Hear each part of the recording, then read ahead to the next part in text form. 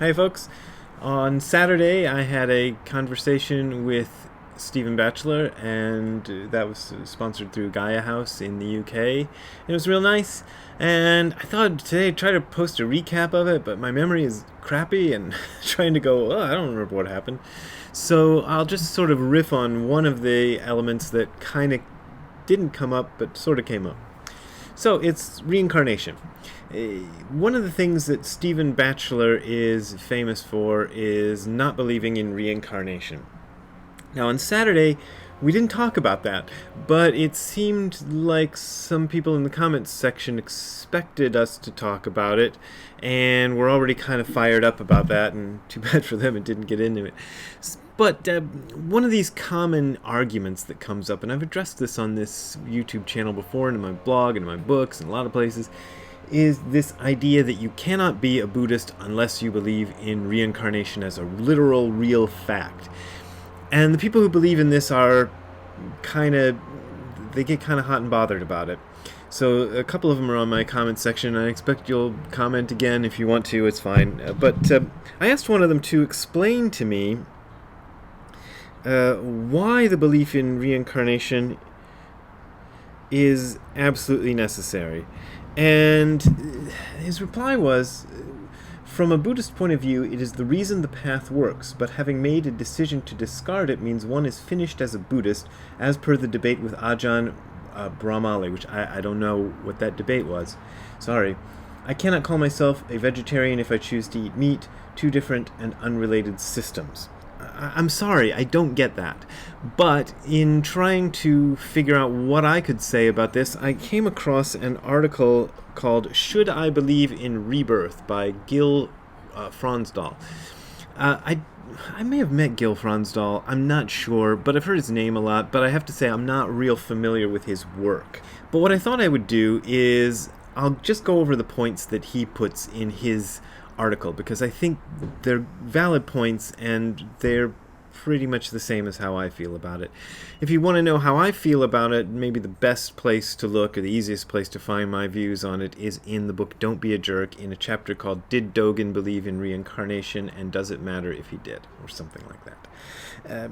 And this kind of says the same sort of thing, I think. I don't want to make Gil agree with me if he doesn't actually agree with me, but it seems to be kind of the same thing I'm saying, only Gil Fronsdal is talking about Buddhism as a whole rather than just Dogen's philosophy. Now he begins this with a quote from the Buddha in the middle-length discourses. How does one attend inappropriately? This is what is, I think, in the stuff about right thinking, sometimes this is also included in the what is not right thinking. But don't quote me on that. I think this is pretty much the same thing that appears in there. And here is how one attends inappropriately. Here are the wrong things to think about. Was I in the past? Was I not in the past? What was I in the past? How was I in the past? Having been what was I in the past? Shall I be in the future? Shall I not be in the future? What shall I be in the future? How shall I be in the future? Having been what shall I be in the future?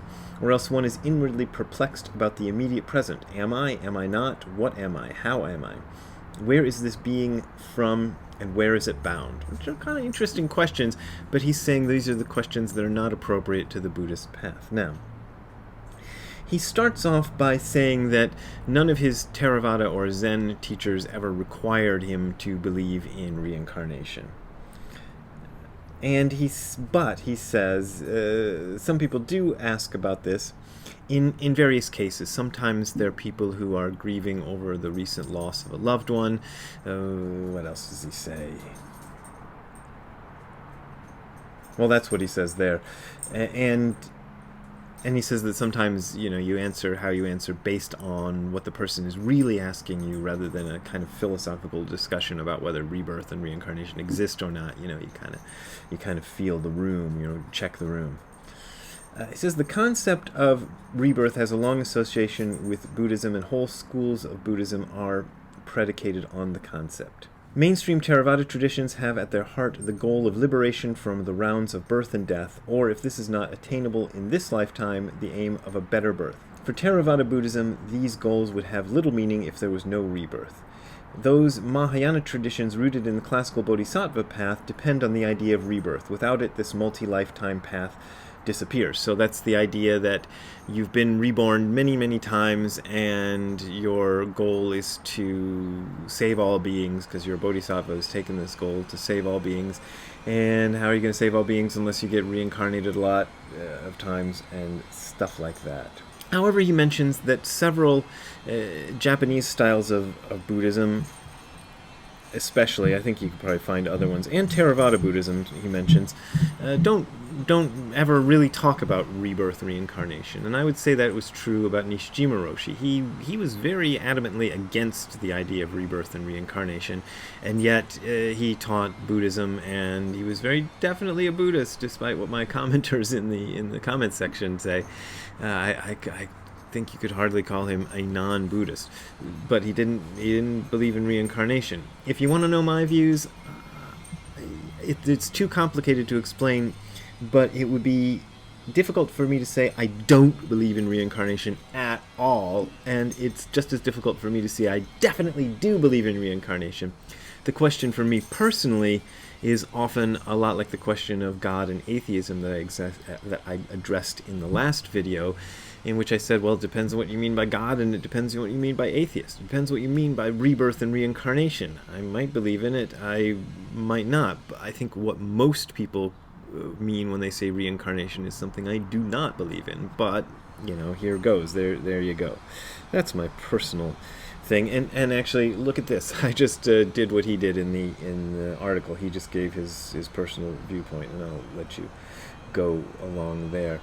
Talks about past life memories and how he wouldn't deny that somebody who claimed to have past life memories, he's not going to sit there and deny that those things are a real experience in that person's life. Neither would I.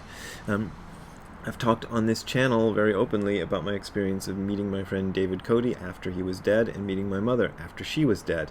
Those experiences, although he gives a nice sort of scientific viewpoint, or scientific in quotes viewpoint, on how those sort of experiences might have happened and not be real, I would have to say that those encounters I had were so real to me that to deny them would be like denying that I just saw my girlfriend's mom playing with the dog 5 minutes ago. So it was as real as that. So I'm kind of stuck there with these experiences that I can't really explain in a nice logical way.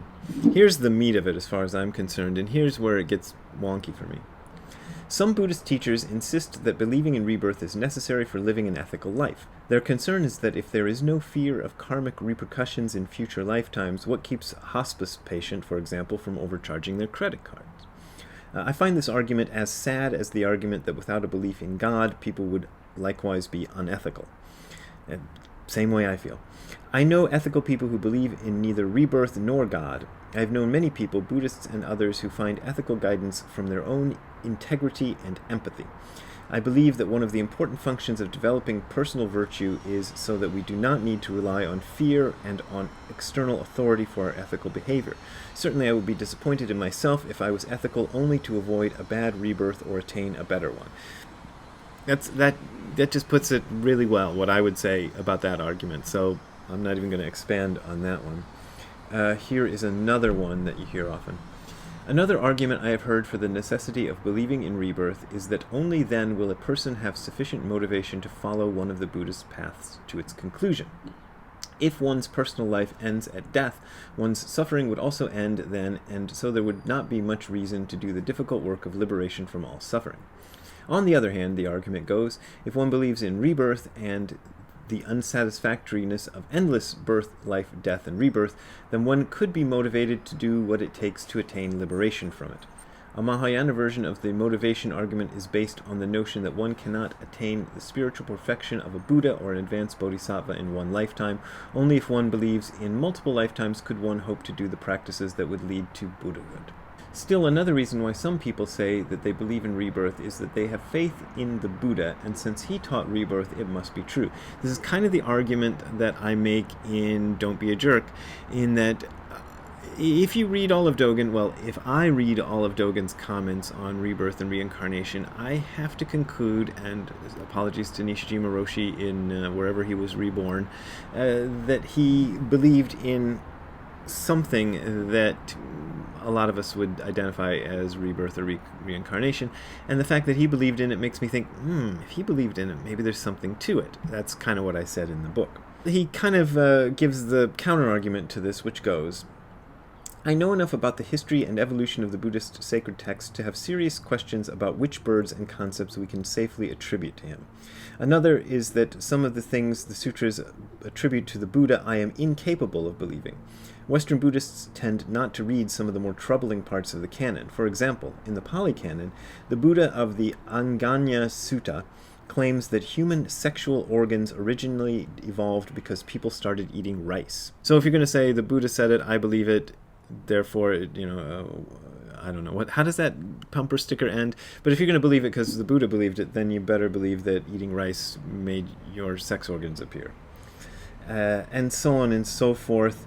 It's about the authority argument. And when I made that argument about Dogen, or when I made that, I don't know if it's an argument about Dogen, whatever I said about Dogen in my book, I wasn't giving it as an argument to authority so much as an argument to this guy's done a lot more practice than I have and has seen into it in a depth that I haven't seen into it. And so if he came away from it with a belief in something like rebirth, then there seems to be something to it. Same way I believe what a great scientist said about something that she or he had studied greatly in science that I don't understand. So it's sort of that sort of thing. The argument that you can't be ethical unless you believe in rebirth is, I agree with Gil Fronsdal about that one. That seems like a lame argument. If you can't be ethical unless you believe you're going to be punished for being unethical, then that doesn't seem like a very solid system of ethics to me.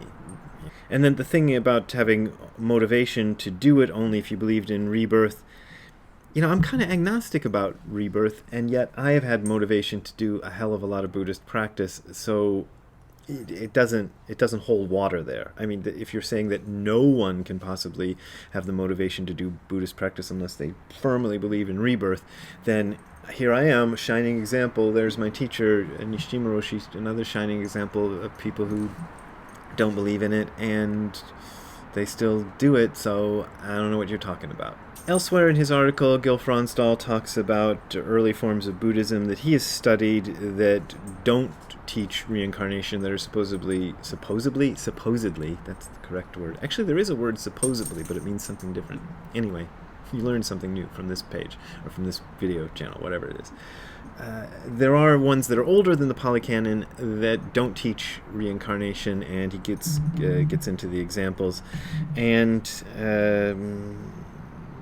he says some other interesting stuff. It kind of goes on. I'll leave a link to the article in the description section of this video, and you can look at it. People have been asking me if there is going to be a version of the Stephen Batchelor, Brad Warner talk that they can look at if they weren't there on Saturday. I guess so. I assume so, but I don't know. It's kind of out of my control, and we'll see if it comes up anywhere. I hope so. So we're gonna try to figure out how to make it available to people who didn't see it, at least through the Angel City Zen Center. We'll see. There's all sorts of technical copyright and stuff like that, and people get hot and bothered about that. So we're gonna try not to step on anybody's toes with that one. So we'll see. Anyway, if you want to contribute to making me look at more articles about reincarnation, you can contribute to the URL that you're seeing below, which will take you to my PayPal and Patreon links, which are below this screen if you're looking at it on YouTube, direct links. That is my only way of making money. I'm not getting paid for the talking to Stephen Batchelor. I'm hardly getting paid at all for book royalties. You are the people who are making it possible for me to buy Ziggy food and buy myself food, and that I thank you for very much. If you are having financial trouble, don't donate to me. Just forget about it, because I'm not desperate, but the reason I'm not desperate is because a lot of people do donate, so thank you very much for that. See you next time. Have a good time all the time in this life and in the next rebirth. Ooh.